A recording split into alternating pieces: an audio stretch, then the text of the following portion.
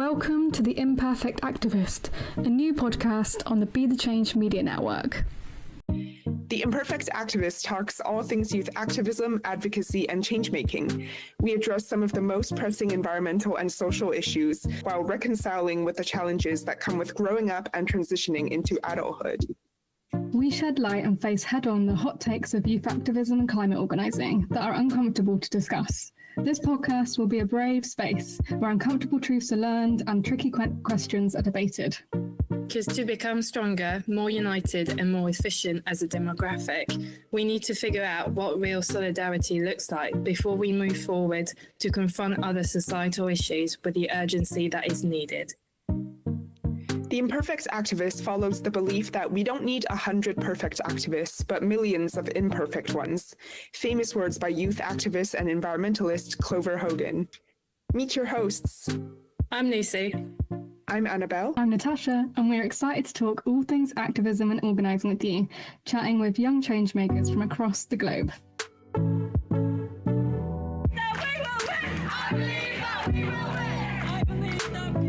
We don't need 100 perfect activists, but millions of imperfect ones. Young people, we're the future.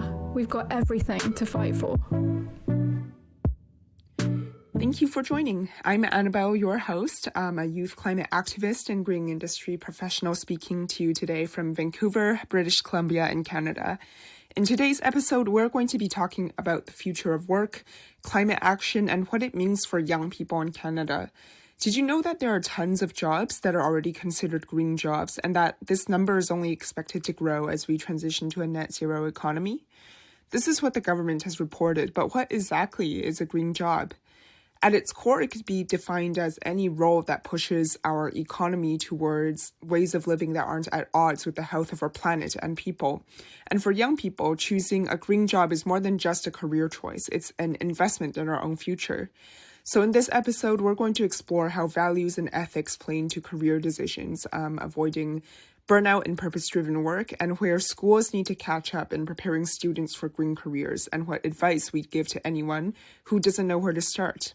Most importantly, we want to highlight that there's a place for everyone in the climate movement, from the jobs you've heard about to the hyper-specific ones you probably haven't.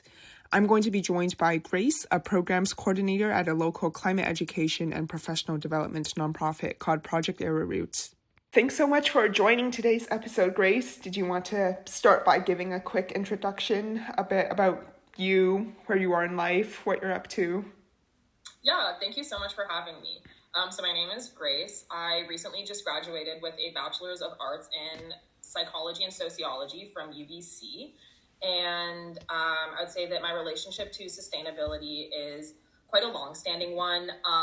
Environmentalism is something that my mom ingrained in me and my siblings from a very young age, just based on her lifestyle choices and beliefs she expressed to us. And now I'm currently working with Project Arrowroot as a programs coordinator. Amazing. And I guess something, if I haven't added this before, I also work with Project Arrowroot. I started it in my last semester before I graduated university. It was kind of reflecting on my own university journey and how, I guess, privileged and lucky I felt to have been able to found my way and found something that I really care about and want to make a difference in. But that was, I would say, relatively late towards the end of my degree. I didn't really know what working in climate was, how to apply my sustainability science background, and then coupled with just outside of the green jobs realm, a lot of high schoolers struggling to plan for the next steps of their life after high school, a lot of things that are involving a lot of big multi-year long time and big financial commitments. I think that Project Arrowroot, which provides mentorship and capacity building skills to young people, mostly high schoolers and first and second post-secondary students, was really needed. So I guess we can dive right into today's topic. It's all about green jobs. I think this will mostly be based in the context of Canada. Grace and I are both located in Canada, and so that's kind of what our lived experiences and our work is rooted in. Should we start by defining what is a green job? Grace, do you have any thoughts on, if someone asked you how you would explain what a green job is, what would you say? Yeah, well, I think that a green job is all about centering the planet and planetary health. I mean, you can think of green as representing the land on Earth, and obviously the oceans are also extremely, extremely important to planetary health, but that's kind of what that word means to me, is like green equals Earth. So yeah, just in sum, I would say that a green job is anything that promotes sustainable ways of living and promotes economic activity that is not at odds with planetary and environmental wellness. Mm-hmm. I really like how you put it. And I think there's a pretty big range. There's jobs that I guess are working to make sure that their company is not actively hurting the environment more. And then there's also jobs that are actively trying to restore ecosystems or bring positive impact to communities. And if we look at the 17 United Nations Sustainable Development Goals, I think it's very clear that a lot of systems are interconnected. So what constitutes a green job is not just rooted in the environmental sphere, as you said. There's sustainable development goals related to poverty and economic growth, biodiversity, or like renewable energy, urban environments, and like sustainable cities. So I think a lot of jobs are contributing to greenifying spaces or restoring ecosystems or increasing the sustainability of our systems, even though they're not directly working with the environment or working with the land. I also... Go ahead. Just the people often think of green jobs as kind of anti-economic activity, or maybe that's a popular misconception, and that's not true at all. It's about finding a balance between allowing humans to still be productive and still have ways of making money, and not abolishing consumption altogether, because if you aren't consuming anything, that's poverty. Like, if you're not consuming anything, you're not living, you're not consuming water, you're not consuming food, you're not living in a shelter, but that consumption is not racking the planet. So I would say green jobs are finding that balance, not eliminating human activity altogether. Right. And I just spoke a bit about my own journey, like finding this path. I graduated university last year. You just graduated a couple months ago. Where has your mind been in terms of like what you want to do long term, how you navigate your different career choices, and what you think the general job landscape is looking like for young people right now? I won't lie. I am at such a point of uncertainty, but I'm very, very grateful for the role that I have at Project Arrowroot right now, because it's keeping me connected to this larger purpose, no matter how, aimless I can feel day to day. I guess in terms of like where my mind is at, is I know that I just need to keep persevering with the larger cause and search for jobs that help me throw my weight towards changing the course of humanity for the better, because our culture, our politics, our geography is going to change no matter what. I think the question is how, and how can you contribute to it changing for the better rather than for worse? That is something that is guiding my mindset and my job search. I don't know if that answers your question. I kind of got off track, but... No, for sure. So I guess you would say that values and ethics play into your career choices. Like, a career is more than just what you're doing for 8 hours of the day to, make an income. I mean, yes and no. I think that as long as you have a larger vision, that is what matters more than your immediate circumstances. It's just understanding how your immediate circumstances play into your vision, that not every single job you have is going to be transformative. And sometimes it is just making money and getting yourself by. But it's important to have goals that like, okay, like why do I need this money and what am I working towards? Do I want to move to a city where there are, you know, better green opportunities, and then I can come back to this place and help build sustainable infrastructure, help build projects here. But it's not like always realistic to think that you can be the lone catalyst for change. That's not how change works. Like, it's always grassroots movements and people combining their strength together. So in terms of moral, like maintaining your moral compass in a job search, I think it's important to choose jobs that are meaningful to you, but that meaning doesn't have to be super direct and obvious, if that makes sense. For sure, yeah. I think when other young people ask me how to decide what they want to do or like what job they should have,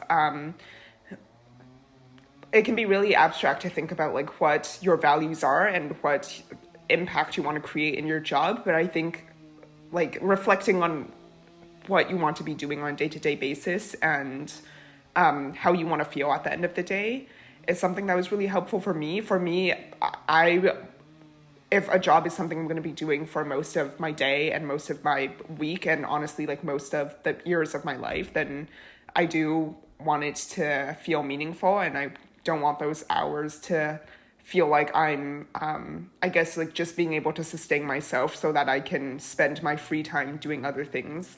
But I think as a young person, it's also really important to not measure yourself against like your own standards, but really be aware of the ecosystem out there. I think there's really a lack of not just green jobs in general I'm seeing for young people.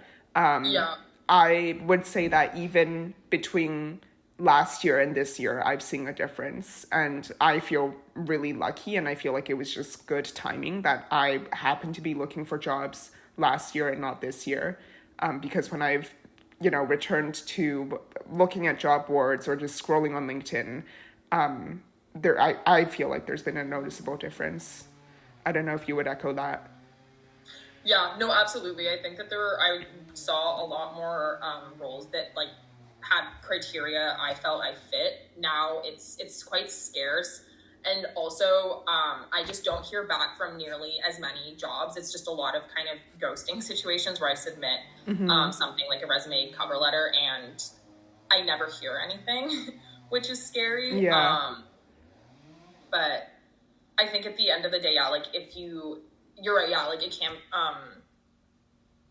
I mean, I want to say that you're somebody who is visibly like very hardworking, very passionate, and you care a lot about your work. So I don't want to say that it's just luck that you got your job. But like in light of that, like you saying, the way that the job market is ebbing and flowing, at the end of the day, you need money, and it's okay if you feel like your career has stagnated and to keep pushing, even if it feels like your pushes are smaller, because usually like just growth is not linear. You have to keep, just like chugging your train. I'm mixing metaphors, but just keep chugging your train. And eventually there will be a surge, even though time, it's like, that's what I mean. Or like, to bring us all back, that's what I'm talking about. Like, how do values and ethics play into career choices? You want to be doing meaningful work, but those opportunities aren't always immediately available. And as long as you are continuing to step forward and make progress in your life, and if having more money means more mobility for you, and that in the future you can take strides that are much more in line with your personal values and how you want to change the world, I think that is just like a realistic perspective, that sometimes we just have to take what we have and hold out for better opportunities. For sure. And we're so early in our career and so young. Even if you do have a quote unquote green job, the likelihood of you having those like decision making opportunities, or even the opportunity to actually be in a role where you're doing something that you perceive to be really cool, I think can often be quite limited. But I think these years really are for our learning. Yeah, even just your proximity to a certain industry or sector or organization that's doing really cool work, I think is really valuable. But I do think it's fair to say that a lot of young people have been disappointed by the scarcity of not just green jobs, where young people are able to like implement what they've been studying in university and actually feel like they are having an impact on their communities through their work, but jobs in general.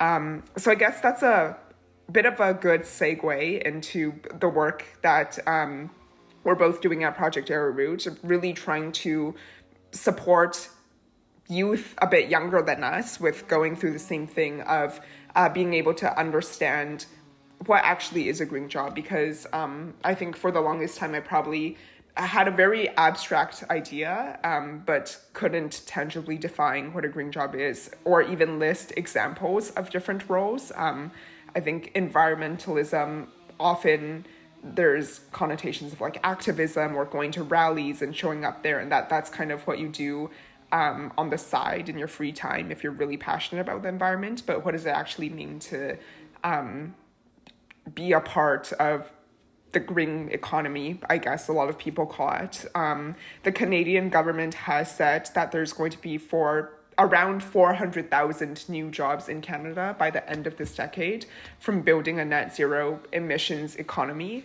I think that the way the government defines green jobs, and I've talked about this with a couple other people too, but the way the government defines green jobs may be a bit different from how young people are defining green jobs, where any job or any role that is even remotely like associated with like an energy transition or something like that may be defined as a green job. And when young people think about green job, I think they're really thinking about like a role that lets them inject their values into a professional setting. Yeah, no, I think that's such a good point that the maybe more official definition of green job is quite limiting, and that, yeah, it focuses on the energy transition.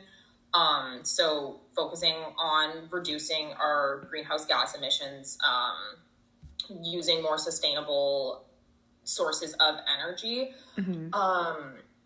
But it's more about reconnecting, I think, humanity with Earth, because that's how we've gotten to this place, being the climate crisis, just through extractivist kind of practices, and focusing on endless profit, which is not real. Like infinity, at least on Earth, is not a real thing. Everything is finite. So to me, green, I think it's kind of funny, like to say green job or green transition, because the end goal of all of like the green jobs, I think, would be that in 100 years from now, there's no such thing as a green job, because all jobs are something that supports human connectivity with the earth, with the environment, with each other, right, and with animals, with just everything. Sorry, I'm getting very off topic. No worries. But yeah, I think that a green job is so much more than just the energy transition. It should be something we embody in every part of our life, that we are not separating our personal values from our professional life, that we aren't separating human economic activity from the Earth's health, because that just doesn't work, as we've seen. For sure. And so the work that you're doing with curriculum, I guess we have, for context, like a set of workshops on some professional development skills, but then also how different industries and sectors are taking climate action, or what climate action opportunities look like for them. So how is the government at different levels taking climate action? How are nonprofits taking climate action? What is happening in academia in that world that is related to climate action? And then also focusing on like the private sector and trades as well. What are some climate or like green opportunities there? Like what are actually some roles, and what types of education or paths are leading to those types of roles and that sort of thing. But what is your focus when you're doing this work and trying to communicate how climate action is being taken by these various actors? Like what is the overarching message for younger students, do you think? Something I like to focus on is finding as many kind of random examples as possible, just community initiatives that are identified by people, or like community initiatives that are born by somebody identifying a problem that exists, usually in a smaller community, and saying, I want to solve this, finding the resources to do so. Those I think are really inspiring because it shows students that you don't need to be an environmental scientist. You don't need to have an engineering degree to go and, rework these technologies so that we're not polluting the environment, but that it can just start with small initiatives that connect people to their community, connect people with their neighbors, which is something that we have really lost, and encouraging us to take care of our environments and take care of the people around us, which should continue to blossom into like a larger network where we're all taking care of the planet together. A good example of this, something we're incorporating right now, is in Ottawa. 8 neighborhoods have recently been identified as severely lacking trees. And it's specifically low income and racialized neighborhoods that are lacking trees. So this is a really interesting example because it shows the intersection of how the climate crisis disproportionately affects people who are of lower SES status, or lower SES. And there's also in Vancouver, this happened a couple years ago, and is still continuing, where people do Indigenous urban plant walks and are reconnecting themselves with the environmental greenery. So learning how to eat plants and use plants as medicinal, and that way becoming connected to your local landscape and also not relying on imported goods as much. Right. So just small little things like that. I'm hoping we'll get through to students to say that if you go outside and look around and see something that interests you, you having that interest kind of is your skill to address it. Right. And that you have communities who together have this big network of skills to address these things. And of course, as you go into academia, you want to build and find or like build a repertoire of hard skills, but it really doesn't need to start with that. Right. There are so many bigger and smaller problems, and a lot of people fixing a lot of small problems actually has a huge impact. So that's why I really like kind of small, hyper-specific case studies. For sure. And I feel like having that personal connection and niche interest, like you were saying, goes a really long way too. I know people who are really, really passionate about food security and how that ties into like regenerative agriculture, for example, or biodiversity loss, or something else. But no matter what, like they see a personal stake in what they're working towards. And that really, I think, goes far. And I really like what you said about how like your kind of how your interest like is your skill, or that is your starting point. You don't need to have an environmental science degree. You don't need to have an engineering degree. And I think that also ties into maybe it's more of like a, I don't know if it's like global north or like North American or region specific thing, but in a lot of urban environments, even green jobs or opportunities that are, quote unquote, a climate job, I think there still is that loss of connection to like humanity, or loss of connection to like the bigger picture of like why we're all doing this. I don't know if you've heard of like carbon tunnel vision, but exactly, where a lot of the opportunities I see, especially in the corporate sector, are related to like sustainability reporting or like ESG, risk assurance and that type of thing. And everyone is so focused on decarbonization, reducing carbon emissions, quantifying how much greenhouse gas a company is emitting, which is all very important. But I just feel like there's such a big focus on that and not on, for example, how our water cycles are broken, or people don't know how to grow their food. And there are a lot of young people mobilizing and pushing the government to invest in these equally important things so that young people can spend their time, not just young people, but anyone can, spend their time learning these skills, working in these skills, educating other people on these skills. So I think that's just something that I wanted to point out as well. I guess on that note, from your point of view and own experiences, and me reflecting as well, both of us have gone to school in Canada our entire lives. Do you feel like your experience in elementary or high school gave you enough regarding like sustainability, about the climate, about nature, about ecosystems? Did it give you enough to know what direction you wanted to like move towards if you wanted to work in a role related to these, or like what types of jobs are related to these things? In terms of curriculum, I really don't think so. Mm-hmm. I mean, I will admit that, so I'm from Ontario, and here we have in 10th grade, you take a class called Civics and Careers, and that is supposed to be the class where you learn about what it is to be a Canadian citizen specifically, and how to create your first resume and how to look for a job. I took it in summer school, so I think it was kind of accelerated, but even still, it's known to be a bit of a joke class. Like, it's pretty easy to get a super high grade and do nothing and learn nothing. You watch a lot of YouTube videos.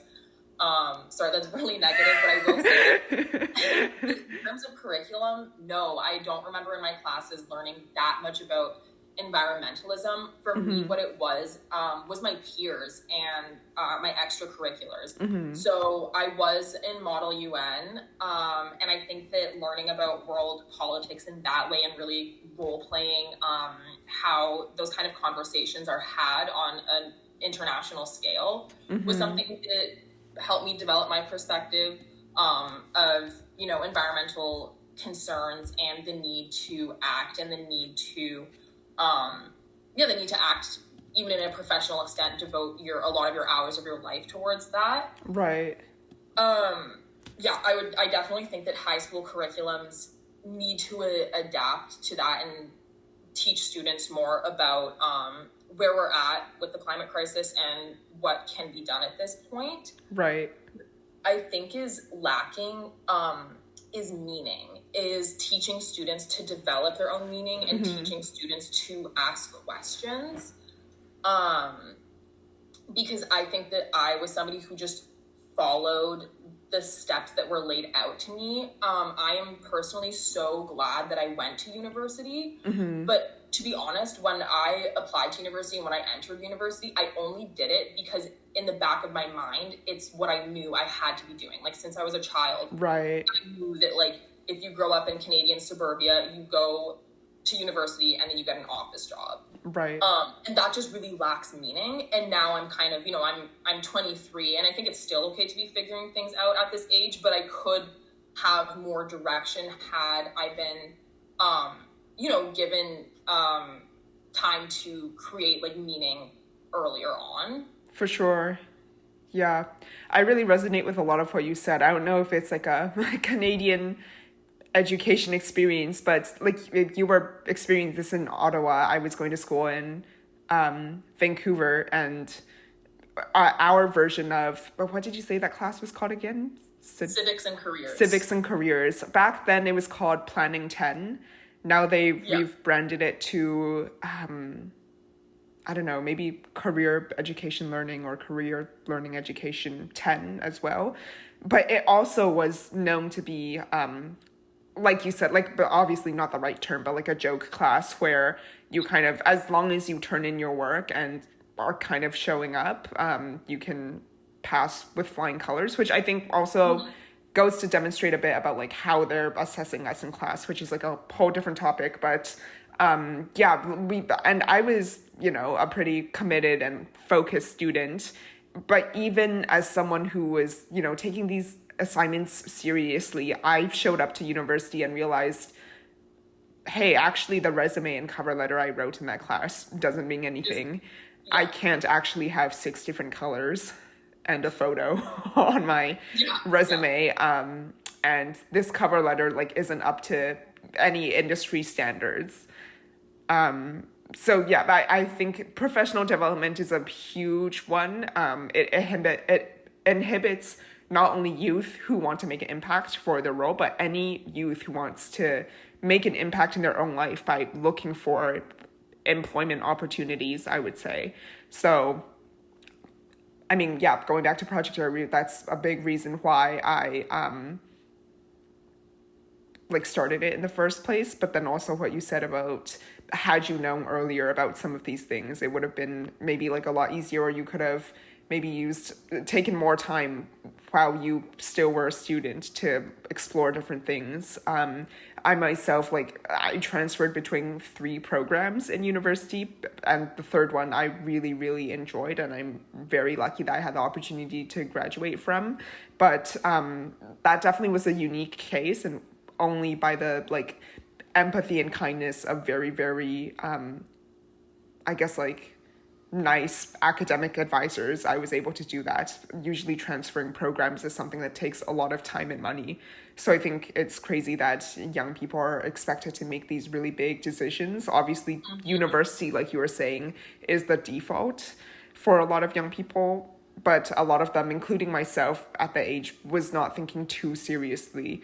And also couldn't draw those connections to, if I study this program for 4 or 5 years, what opportunities does that present to me afterwards?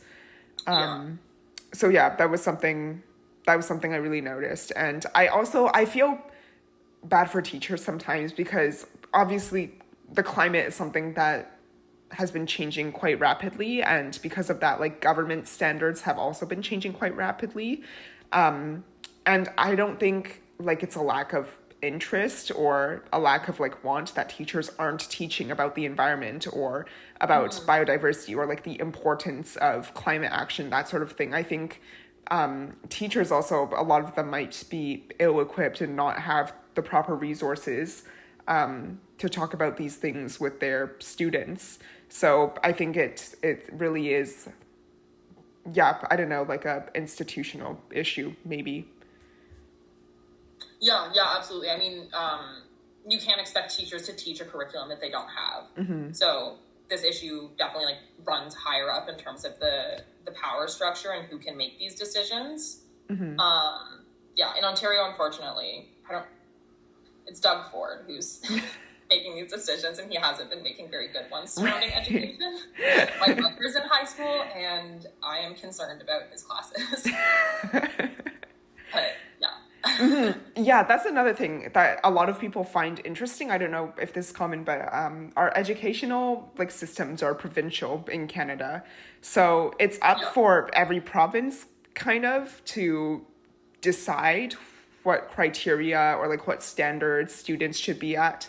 I know that only 6 out of 13 Canadian provinces and territories have formally included climate and sustainability in their K-12 curriculum, which is really interesting for me to read, because these things are being decided region for region within the larger country. So less than half of the country has decided to say that, yes, we need to talk about climate and sustainability at some point between kindergarten and grade 12. And I know that over a third of teachers or educators also don't cover climate change whatsoever in the classroom. Some of them maybe just isn't coming to mind. They don't have that education and training. And then some of them also, I know, who are interested in it do rely on external resources or local NGOs in their community to come into their classrooms and talk about these things and fill that gap for their students. So yeah, it's interesting to see how systems are related to each other as well, or how different institutions interact with each other on this issue. But yeah, there was a report that came out, or a news article, but a very specific example of a deficiency in our curriculum was engineering professors were coming out at, maybe it was UBC or another university in Canada, but even at the post-secondary level, it seems that curriculum is very hard and slow to change. And so there was professors saying that their engineering students curriculum aren't adapting fast enough. And so like electrical engineering students or other engineering students, they don't know how to, they don't know enough about like some sort of electrical components.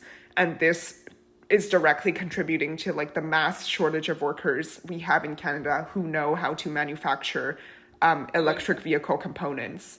So there's been so much like news and media going on about how like Canada is lacking in like electric vehicle manufacturing. We don't have manufacturing plants and that sort of thing. And it's like a direct, it's directly from our educational systems, or at least that's one of the reasons why we're seeing that deficiency, I think. So yeah, that's just really important to keep in mind. I guess we're kind of running out of time, but two last questions that I had for you. How do we avoid burnout when we're doing purpose-driven work? I think it's great that we have the opportunity to tie our values to our job or our career, but that also means that I think like emotionally investing so much into our jobs, and for other people like a job could just be, like you were saying earlier, something they do to, you know, make money and pursue other things in their life. But how do you avoid burnout when your job is directly related to your values and like what you care about? And do you have any advice for someone who maybe they don't know where to start, but they are interested in working in climate and sustainability? Sorry, which did you want me to answer first? The burnout one, or the like, or I guess so. I think actually, you know what? My answers about this are very connected, anyways. I'm gonna go back to what I said earlier, and it's really about finding community, connecting with your neighbors, like on a larger scale, like the people who live in the same locality as you. And that's something that we've lost so much. And I know that just being in a room full of people who share a passion for taking care of humanity and taking care of the earth, and those things are not at all separate, that is very restoring to me. I really, really do just like find energy and inspiration being supported by local communities. So I would recommend that in terms of if you want to start and also to avoid burnout, is to just see the larger picture. And that happens by, you know, like joining hands with people all around, and you can see how much larger things are than you, and that your momentary emotions are just that. Not that they shouldn't be tended to, and not that you shouldn't care for yourself, but to remember that like even though your passion and your drive might not be immediately present, it does still exist. Right.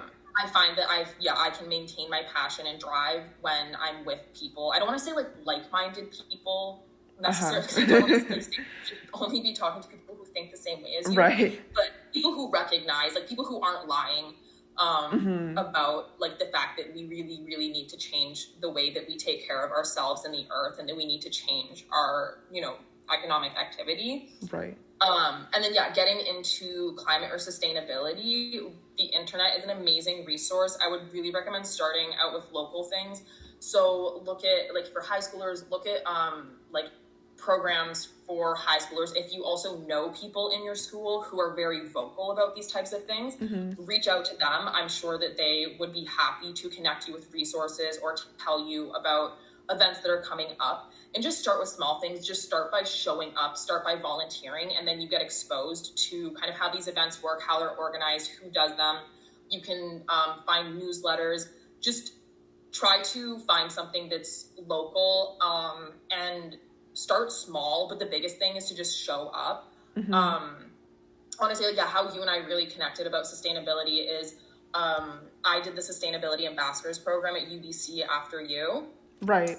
Which is a campus program. I don't have like a lot of time to talk about it. But it's with the UBC Sustainability Hub. And I just, I got an email about it, and I decided to apply to it completely randomly. Usually I don't respond to those types of emails, but this is also funny. I saw the face of a girl who also worked as a residence advisor, which Annabelle and I both did. I saw her face on that ad, and so that kind of like evoked some familiarity. I applied. I got it, I got into the interview, and And I just ended up doing that program, and that was just such an odd like series of decisions for me, but I did it. So I would just recommend putting yourself out there, especially in your local community, and just talking to people, reaching out to people. People are really gracious and generous. You'll be surprised. So yeah, that's my advice. Amazing. Thanks so much. And I think that's a really good note to end this episode on. So thanks again for joining. Yeah, thank you so much. This was a really fun conversation. We'll be releasing episodes every other Friday, and you can get them wherever you get your podcast through the Be the Change Media Network. You can also find us on Instagram at theimperfectactivist.podcast and on LinkedIn. Be sure to check out all the other amazing podcasts by young people on the Be the Change Media Network. Until next time, bye!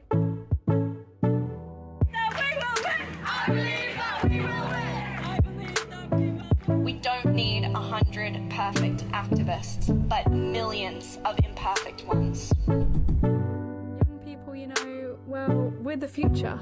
We've got everything to fight for.